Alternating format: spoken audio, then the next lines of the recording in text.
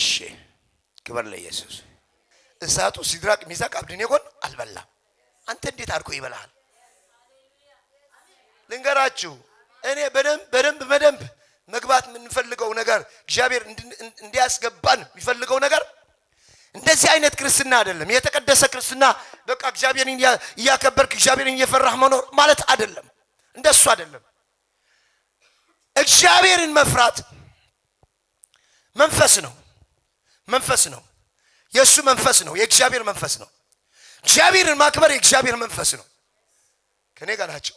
ሰው እግዚአብሔርን ማክበር አይችልም። እግዚአብሔርን ማንገስ አይችልም። ሰው አንዴ ከተቀበለው ለማን ለኢየሱስ እንደ አዳኝ እንደ ፈዋሽ ከሞት እንደሚያድን ከሞት እንደሚያመልጥ አምላክ ከተቀበለው ከሱ ራሱ መኖር ይጀምራል። ማን አዳኙ ማን ነው? እሱ የትንሣኤ ጉልበት። አሜን በሉ። ስለለዛ እኮ ነው በሰው የትንሣኤ ጉልበት የሆነው ክርስቶስ በሰው ገብቷል። አቤት ራሱ ምን ያደርጋል? ይኖራል። አቤት ራሱ ምን ያደርጋል? ራሱ ምን ያደርጋል? በእኔ ህይወት ወል ባካችሁ። አረ በእኔ ህይወት ወል ራሱ ይኖራል በሉኝ ባካችሁ። ኢየሱስ ሲኖር ሰው የለም። ሰው አሜን በሉ። ሰው የለም ማለት የጨለማ ሐሳብ አንተ ጋር መድረስ አይችልም። ለምንድን ነው ኢየሱስ የጨለማ ሐሳብ ያልደረሰው? ምን ስለሆነ ነው? እሱ ከኔ ጋር ናቸው። አባቱ እየኖረ ነው። ምን እየኖረ ነው? አባቱ። ባንተ ውስጥ ደግሞ ኢየሱስ ይኖራል። እግዚአብሔር የእግዚአብሔር ልጅና በእግዚአብሔር ያልሆነ ሰው ልዩነቱ እንዲህ ነው። በጣም ኃይለኛ የሆነ ልዩነት ነው ያለው። ስለዚህ አንድ ነገር ዛሬ በህይወታችሁ ማስቀመጥ እፈልጋለሁ። ክብር ለኢየሱስ ይሁን። ክብር ለኢየሱስ ይሁን። ክብር ለኢየሱስ ይሁን። ክብር ለኢየሱስ ይሁን። አሁን በዚህ ምድር እያለ በምን እያለ በዚህ ምድር እያለ ቅድም ምንድነው ያልኩት? ኦዚያ ማይገባውን ነገር ማድረግ ፈልጎ ቤተ መቅደስ ገብቶ እንደተመታው። ኧረ አሜን በሉ። ኧረ አሜን በሉ። ኧረ አሜን በሉ። ኧረ አሜን በሉ።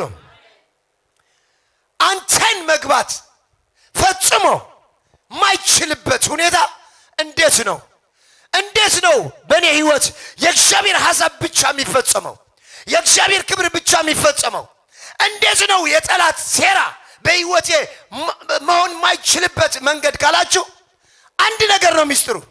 ያለህበት ስፍራ አቤት ኧረ አሜን በሉ። ያለህበት ስፍራ ማወቅ ነው።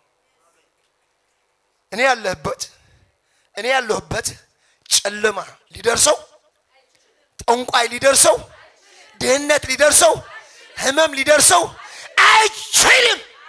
ልንገራችሁ ነኝ ያልክበት ነው የምትሆነው። እኔ ነኝ በቃ እንዲሁ ነኝ። እግዚአብሔር እንዳለኝ ነኝ። ያስተሳሰብ ጉዳይ በጣም ኢምፖርታንት ነው። ሲምድር በቃ ዊነር ሆነ አሸናፊ ሆነ ለመኖር ከፈለክ ምን እያሰብክ ነው? የታሰበልህ ደግሞ ጨለማ የሚያስብልህ? ጨለማ ከሁሉ ጊዜ ለመግደል ነው የሚፈልገው። ያንተ ህይወት በቃ በብዙ ነገር በቃ እንዳይሳካልህ ነው የሚፈልገው። ስለዚህ በብሉይ ኪዳን የነበረውን ሐሳብ ምን እያልን ነበር? ወደ ቤተ መቅደስ ገብቶ ተመታ። በኢየሱስ ስም አነባለሁ። ሁለተኛ ቆሮንቶስ ምዕራፍ 6 ከቁጥር 14 እስከ 17 ከማያምኑ ጋራ በማይመች አካሄድ አትጠመዱ። ጽድቅ ከአመጽ ጋራ ምን ተካፋይነት አለውና? ብርሃንም ከጨለማ ጋር ምን ህብረት አለው? ክርስቶስ ከባልሆር ጋር ምን መስማማት አለው? ወይስ ከማያምን ጋራ ምን ክፍል አለው? ለእግዚአብሔር ቤተ መቅደስ ከጣዖት ጋራ ምን መጋጠም አለው? እኛ ሕያው እግዚአብሔር ቤተ መቅደስ ነንና እንዲሁ እግዚአብሔር ተናገረ እንዲህም ሲል በእርሱ እኖራለሁ፣ በመካከላችሁም እመላለሳለሁ፣ አምላካችሁም እሆናለሁ፣ እነርሱም ሕዝቤ ይሆኑኛል። ክብር ለኢየሱስ ይሁን። ክብር ለኢየሱስ ይሁን። ክርስቶስ በአማርኛ ምንድነው የሚለው? ቤኖር በትግርኛ ክርስቶስ ከቢሊያል ጋር የሚለው ይሄን ነገር ሐሳብ እናየዋለን። ይሄንን ሐሳብ እናየዋለን። ከኔ ጋር ናችሁ? ከኔ ጋር ናችሁ? ክርስቶስ ብቻውን ነው። ቤኖር ደግሞ ብቻውን ነው። ይሄ ሰይጣን ምልክት ነው። ይሄ ደግሞ የእግዚአብሔር ምልክት ነው። ክርስቶስ ማለት እግዚአብሔር ነው። ይሄ ደግሞ ሰይጣን ነው። ዛሬ ይሄ ሁለቱም ከእግዚአብሔር ጋር ከሆንክ በክርስቶስ ነው ያለ። አቤት በክርስቶስ ካለ የሆነ የጨለማ ስራ አንተ ውስጥ መብት የለውም። በቤኖር ካለ ደግሞ ከኔ ጋር ናችሁ ወይ? ካለ ደግሞ አንዴ በሽታ ይመለከታል፣ አንዴ ጉስቁልና ይመለከታል። ብዙ ነገር በህይወት ሊሆን ይችላል። ስለዚህ አንድ ነገር ልንገራችሁ። እኛ እንደ አማኝ፣ እንደ ወንጌላውያን፣ እንደ ክርስቲያኖች ያጠፋነው አንድ ነገር አለ። ምንድነው ያጠፋነው ካላችሁ የክርስቶስ ህይወት፣ ኢየሱስ የተመላለሰበት ህይወት በዚህ ምድር። ለምንድነው ከመካከላቸው ውጡ የሚለው? ለምንድነው መውጣት የፈለገው? የመጽሐፍ ኢየሱስ ካገኙ በኋላ አብረው ኢየሱስ ከማግኘታቸው በፊት የነበሩ ሰዎች ተደባልቀው መኖር ጀመሩ። ከኔ ጋር ናቸው? ከማን ጋር? በፊት ከነበሩት በቃ በክርስቶስ ያልሆኑ ሰዎች፣ ያልዳኑ ሰዎች መጀመሪያ እንደሚኖሩት መኖር ጀመሩ። ጳውሎስ ምን እያለ ነው? ምንም ግንኙነት ብርሃንና ጨለማ ግንኙነት እባክህ ያዘውና አጠገባ ያለ ክርስትና በሉት፣ ክርስትና በሉ በመንፈስ ፍሬ አይደለም የሚለየው በሉት። ክርስትና የሚለየው በሉ በመንፈስ ብቻ ነው በሉ። በምን ብቻ? እኛ አንድ መንፈስ ነው የተሰጠን። እሱ ደግሞ የማን? የኢየሱስ መንፈስ ብቻ። ወይ ደግሞ እኛ የተሰጠነው ህይወት የክርስቶስ። ክርስቶስ ማለት እኮ አምላክ ማለት ነው፣ የተቀባ ማለት ነው። ይህ ህይወት ለእኛ ምን ሆኗል? ተሰጥቶናል። ታዲያ ለምንድን ነው የቢላል አካሄድ እግዚአብሔር ቤት ጋር ያለ? ጳውሎስም ብሎ አይደለም፣ ህብረት የለውም። መጀመሪያ ክርስትና ሲጀመር አቤት ከነገ ናቸው። ለምንድን ነው አብራችሁ የምትኖሩ እያለ ነው። ህብረት ለምን አስፈለገ? ከሰይጣን ጋር ምን ህብረት አለው? ከነገ ናቸው። የሚሰማኝ ሰው ደስ ብሎኝ የሚሰማኝ፣ ደስ ብሎኝ የሚሰማው ያለንበት ክርስትና ይሄ ሁሌ የሚናገረው ነው። ትክክል አይደለም። ኢየሱስ የሰራው ብቻ በህይወቴ ትክክል ነው። ኢየሱስ ምን ያደረገው? የሰራው ትክክል ነው። በዚህ ደግሞ የዘላለም ህይወት ማንም ሊነጥቀኝ አይችልም። እየኖርኩበት ያለው ግን ዛሬ መናገር የፈለኩት እንለይ። በምንድን ነው የምንለየው? በአንድ መንፈስ። አንድ መንፈስ እንሆን። ምን እንሆን? የምን መንፈስ? የክርስቶስ። አንተ የክርስቶስ መንፈስ ነህ። ሌላ መንፈስ የለህም።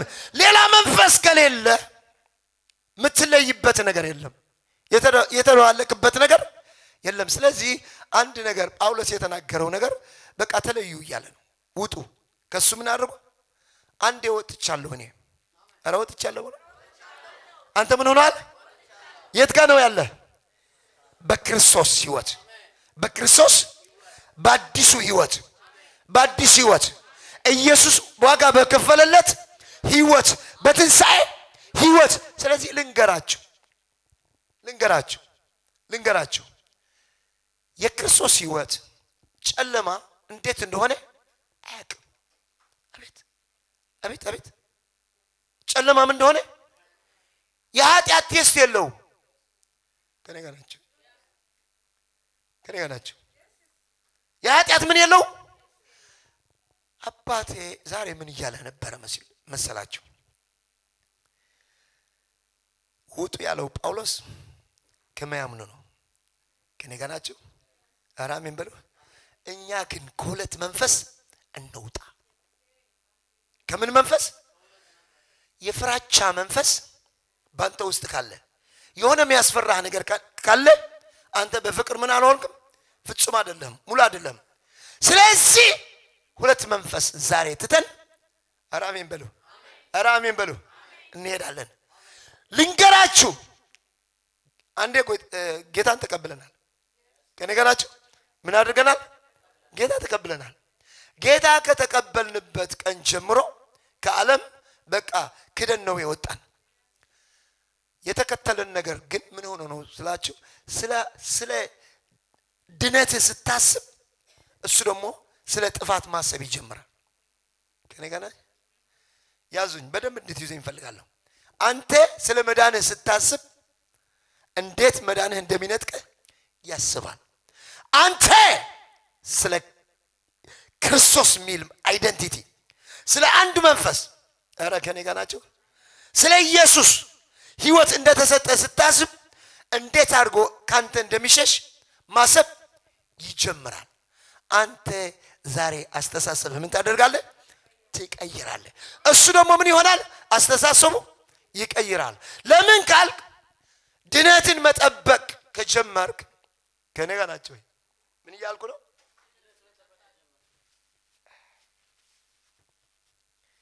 ያንተ ድነት አደጋ ውስጥ ነው ብለህ መጠበቅ ከጀመርክ ያንተ ድንነት ለመንጠቅ ደግሞ ይራራጣል። ከኔ ጋር ናቸው። ምን ማለት ነው ስትሉኝ አንድ ነገር ልንገራችሁ። ክርስቶስ ከቢልያል ምንም ህብረት የለውም። ስለምን እየተናገረ ነው ካላችሁ ሁለት አምላክ እየተናገረ ነው። አንደኛው አምላክ ከእግዚአብሔር አብ የተሰጠ ህይወት ነው። ሁለተኛው ደግሞ የቢልያል ህይወት ደግሞ ከወደቀው ሰይጣን ለሰው ልጅ የጥፋት ጎዳና የሆነው የቢልያል ህይወት ነው። ይህ ህይወት ቤተክርስቲያን ውስጥ ገብተዋል። የሁለት መንፈስ በአንድ ህይወት መናገር ጀመረ። አንዴ ታቆርፋለህ፣ አንዴ ትስቃለህ። ከነገራችሁ ስትጸልይ ትበረታለህ፣ ሳትጸልይ ደግሞ ምን ትሆናለህ? እንዴት ነው የምትደግመው? ግን ክርስቶስ ይደክማል። አቤት እግዚአብሔር ይደክማል። በጸሎት የምትበረታው ሁለቱም ስላሉ ነው። ስትጸልይ ቢልያል ምን ይሆናል? ይሸሻል። ሳትጸልይ ዝም ብለህ መጽሐፉን ሳታነብ መኖር ስትጀምር ቢልያል ደግሞ በቃ ይመለሳልና አስተሳሰብ ይቀየራል። ከሱ ስሜት ይቀየራል። እውነት ግን እሱ አይደለም። እኔ የኢየሱስ ልጅ በኢየሱስ ያገኘሁበት ህይወት፣ የትንሣኤ ህይወት፣ የክርስቶስ ህይወት አንድ መንፈስ ነኝ። ሁለት መንፈስ መሆን ልንገራቸው። እግዚአብሔር ብርሃን ነው አለ። በሱ ውስጥ ጨለማ ማለት እኮ ምን ማለት ነው ካላችሁ ከኔ ጋር ናቸው። ጥላቻ ጨለማ ነው። ዮሐንስ እንደሱ ነው ያለው። አቤት ጥላቻ ምንድን ነው? ከየት መጣ አንተ ታዲያ? የኢየሱስ ህይወት ካገኘ፣ የክርስቶስ ህይወት ካገኘ እንዴት ነው? አንዳንዴ ቸርች መምጣት እምቢ ይልሃል፣ መጽሐፍትን ማንበብ እምቢ ይልሃል። የሆነ የጨለማ ስራ በአንተ ህይወት ይገኛል። ከየት መጣ? ዛሬ ከኔ ጋር ተስማምቶ የወጣ እውነት ልንገራችሁ አዲስ ጉዳይ በአንተ ህይወት ይፈጠራል። ለምን ካላችሁ የኔ ህይወት ቢልያል የለበትም። ቢጸልይ ባይጸልይ ኧረ አሜን በሉ። ቢተኛም ባልተኛም መጽሐፍ አነብ አላነብ ኦልሬዲ የኔ ህይወት ያልተማረ ያስተማረ ኢየሱስ እሱ ነው ያንተ ህይወት። እኔ ህይወት እሱ ነው። ትምህርት ለማን ነው ካላችሁ የቢልያል ሐሳብ ለመግደል። ትምህርት ለምን ይጠቅማል? ባለፈ ስንማር የእግዚአብሔር መንፈስ የነፈሰበት ጽሑፍ ለምንድን ነው? ለተግሳጽ በቃ ቀና የሆነ ህይወት ለመኖር ለማስተካከል እኮ ነው። መጽሐፍ ቅዱስ ለምንድን ነው ለኢየሱስ ያላስፈለገው መጽሐፍ? ኢቭን ጳውሎስ የጻፈው ነው የሚበዛ እንጂ ያነበበው አይደለም። ከመጽሐፍ ቅዱስ ያወጣ የተናገረው ነገር የለም። ኢየሱስ ያልተናገረው ነገር ነው የተናገረ። ስለ አዲስ ፍጥረት፣ ስለ አዲስ ህይወት በክርስቶስ ስለተጨረሰ በክርስቶስ ስለሆነ ምንድነው? በደማስቆ እግዚአብሔር ሲያገኘው ኢየሱስ ሳገኘው የተናገረው ነገር አለ። ባየኸውና በሰማኸው ምስክር። አቤት አቤት! ኧረ አሜን በሉ። እየጻፈ ሄደው ምን አደረገ? እየጻፈ እየተናገረ ካንደበቱ የእግዚአብሔር ቃል እየወጣ ኧረ አሜን በሉ። ዓለምን ንቆ እኔ ለዓለም የተሰቀልኩ ነኝ፣ ዓለም ደግሞ ለእኔ የተሰቀለች ነው። ስለዚህ ጳውሎስ እንደዚህ ብሎ ሲጽፍ ልብ ብላችሁ ያዙኝ። እንደዚህ ብሎ ሲጽፍ ዝም ብሎ አይደለም የጻፈው፣ የገባበት እውነት ነው። ቢሊያል የጨለማ ሐሳብ፣ የሰይጣን ሐሳብ በእግዚአብሔር ቤት እንዴት ሊገባ ይችላል? እንዴት ሊገባ ይችላል? ሚስጥሩ አንድ ነገር ነው። ሁለቱም እየኖሩ ነው። ግድ የለም፣ ሁለቱም እየኖሩ ነው። ሌላ ነገር ተው። አንዴ ትበረታለህ፣ አንዴ ትደክማለህ። ይሄ ምንድነው ምክንያቱ? ቢሊያል ሰውነትን ያደክማል፣ ክርስቶስ ደግሞ ሰውነትን ያበረታል። ሁሌ በልባካችሁ ሁሌ ብርቱ ነህ አንተ። ሁሌ ምንድነው? ማይቀያየር ማይለዋወጥ ህይወት ዛሬ እቀበላለሁ። እቀበላለሁ። ቢሊያል ከእንግዲህ አታየውም፣ የጨለማ ስራ አታየውም። ስለዚህ አንድ መንፈስ ከእግዚአብሔር ደግሞ አንድ ነው። አንድ መንፈስ ከእግዚአብሔር ምንድን ነው? አንድ ነው። ከሱ ህይወት ውጭ መኖር አትችልም። ከኔ ጋር ናቸው። ዛሬ ወልባካቸው ቢሊያል ተገደለ ወልባል። ኧረ እባካችሁ። ስለዚህ አንድ ነገር እንገራችሁ። ምንድነው ያልኩት? ስለ ድነት ስታስብ ድነት እንዳትነጠቅ ብለህ መፍራት ከጀመርክ ሲጀመር የፍራቻ መንፈስ የጨለማ መንፈስ። አቤት! የምን መንፈስ ነው? ስለዚህ ስለ ማንነት ማሰብ ስትጀምር ነፍስህ፣ ጨለማ ደግሞ ካንተ እንዴት ብሎ እንደሚጠፋ ካንተ ህይወት እንዴት ብሎ እንደሚሰወር። ምክንያቱም ምንድነው? አንተ ጋር ከደረሰ ኤክስፖዝ ይሆናል። ምንም መቆም አይችልም። ስለዚህ ጳውሎስ የተናገረው ለምንድን ነው በቃ ክርስቶስ ከቢሊያል ምን አለበት ከሰይጣን ምን አለበት ብሎ የተናገረው? ሁለቱም መንፈስ ስለሆነ ነው። ለማን ነው የተናገረው? ለነፍስ። ስለዚህ ጌታን አግኝተዋል እኮ የቆሮንቶስ ሰዎች። በጌታ ውስጥ እኮ ነው። ግን ቢሊያል ደግሞ ምን ህብረት አለው? ውጣ ተው እያለ እኮ ነው። አንተ ዛሬ ግን አንድ ነገር ማወቅ አለብህ። እኔ በክርስቶስ ነኝ። የኔ ህይወት የትንሣኤ የኔ ህይወት አቤት! ኧረ አሜን በሉ። ስለዚህ የሆነ ሲዝን መጥቶ ያንተ መልክ የሚቀይረው ከሆነ አደገኛነቱ በመጽሐፍ ቅዱስ ውስጥ ያለ ዕውቀት አለመኖር ነው፣ ወይ ደግሞ መንፈስ አለመሆን ነው። መንፈስ ከሆንክ ይህን ነገር በምንም አይጠፋም። ስለዚህ ጨለማ የሌለበት አንድ ህይወት የክርስቶስ ህይወት ነው። ይሄ ህይወት በሉ። ስለዚህ ወደ ታቦት ገብቶ ማጠን ሲጀምር ኦዚያ ምን ሆነ? ተመታ። ለምንድን ነው? የኦዚያ መንፈስ የጨለማ መንፈስ የለም። በእግዚአብሔር ታቦት የጨለማ መንፈስ የለም።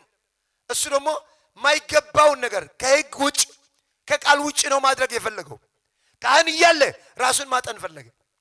ተመታ አልተመታም? ስለዚህ አንድ ነገር ልንገራቸው። በቤተ መቅደሱ የነበረው መንፈስ የእግዚአብሔር መንፈስ ብቻ ነው።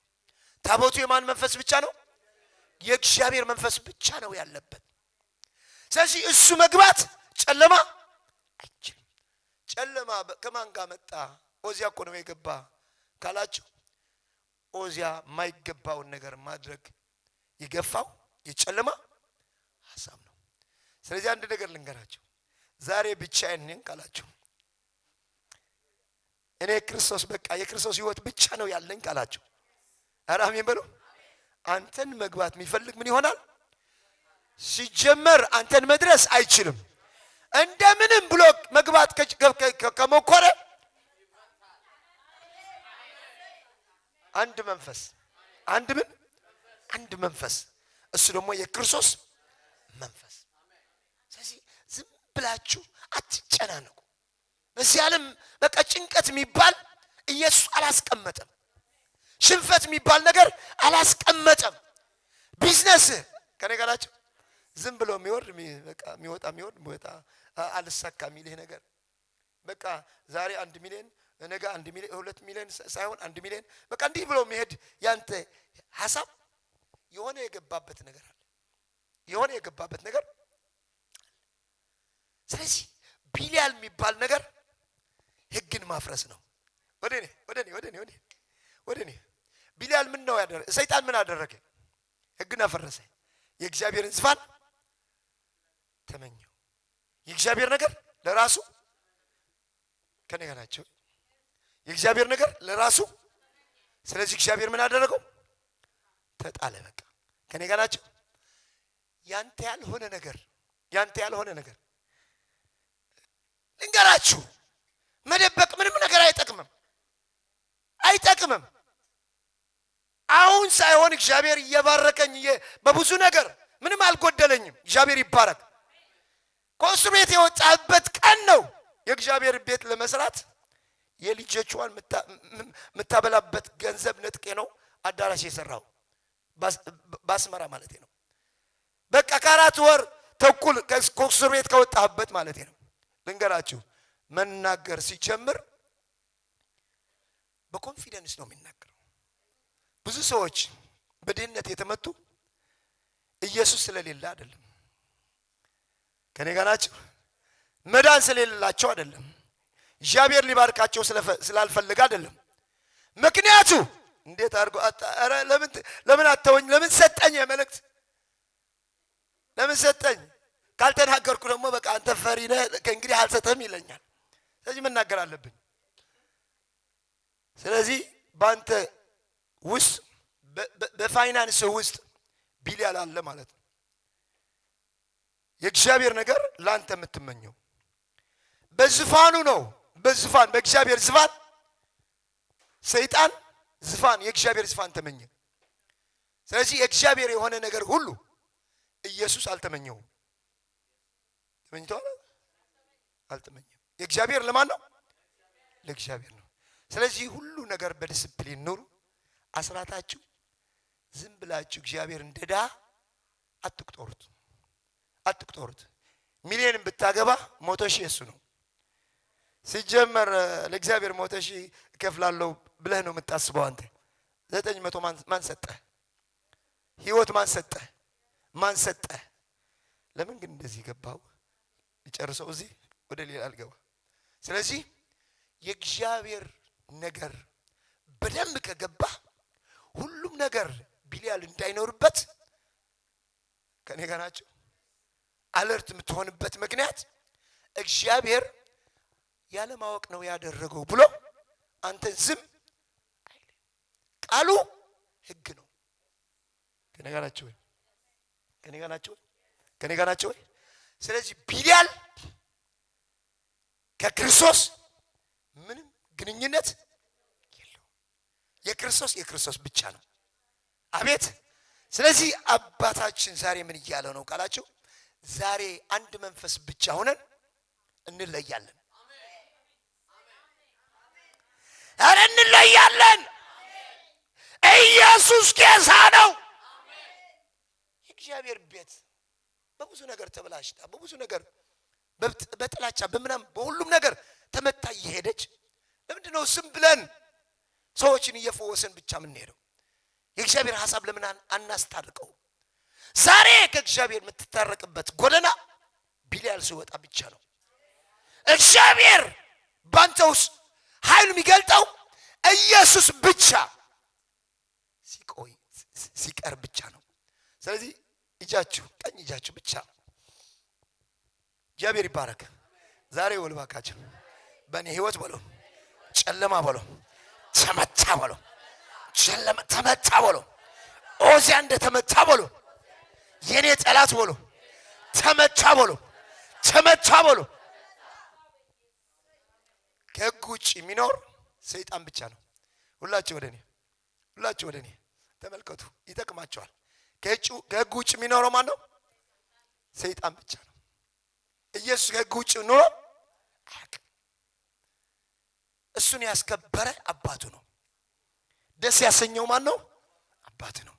ከእንግዲህ እግዚአብሔር ደስ የሚሰኝ ባንተ ህይወት ነው።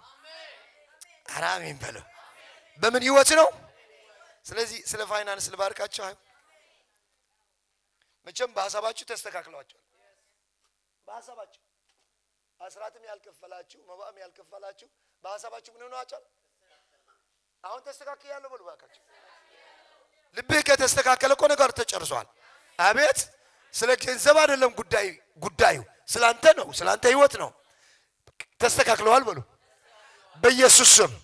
ባንተ ህይወት በረከት፣ አረ በረከት እንደ ጎርፍ፣ አረ እንደ ጎርፍ፣ እንደ ጎርፍ፣ እንደ ጎርፍ በኃይል ይፈሳል። ባንተ ህይወት ይፈሳል። አንዳንድ ጊዜ ምንድን ነው የምናደርገው መሰላችሁ? አንድ ሀብታም ካለ በአንድ ቦታ አለበት እሱ ያድርገው ምናምን ብለን ነው የምንሄደው። እሱ ችግር የለውም ያደርጋል፣ ይጨመርለታል፣ ያደርጋል፣ ይጨመርለታል። ከኔ ጋር ናችሁ? አንተን እሱን አለበት እያልክ እግዚአብሔር እሱ አለኝ እያለ ለእሱ ምን ያደርገዋል? ከፍ ከፍ ከፍ ከፍ ያደርገዋል። አሁን ግን ለሁላችን በሉ ባካችሁ፣ ኧረ ለሁላችን በሉ፣ ለሁላችን በሉ በኢየሱስ ስም የበረከት መንፈስ ባንተ ቤት ገባ፣ ያንቺ ቤት ገባ፣ ባንቺ ቤት ገባ።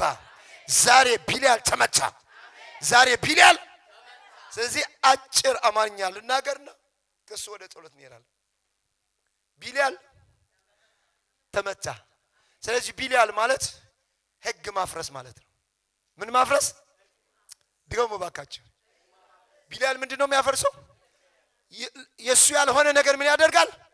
ይመኛል። ግን ያገኘዋል? ተጣለኩ። ያዙት፣ አጠግባችሁ ያዙ። ችግር የለም በሉት። አትፍራ በሉት። አትፍራ በሉ። እግዚአብሔር የተናገረኝ ነገር ሐሳብህ ከመንገድ ከወጣ ምንም በረከት አታገኝም።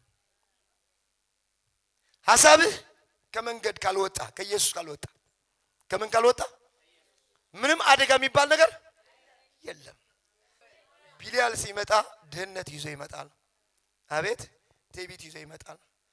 እሱ እንደተጣለ እንደሱ እንድትኖር ያደርጋል። አሁን ልናገር፣ ይሄ ከበድ እንዳይል፣ ከኔ ጋር ናችሁ? ከበድ እንዳይል የክርስቶስ መንፈስ ኢየሱስ እንደተመላለሰበት እንድትመላለስ ያደርጋል። እውነት ነው አይደለም? የማን መንፈስ?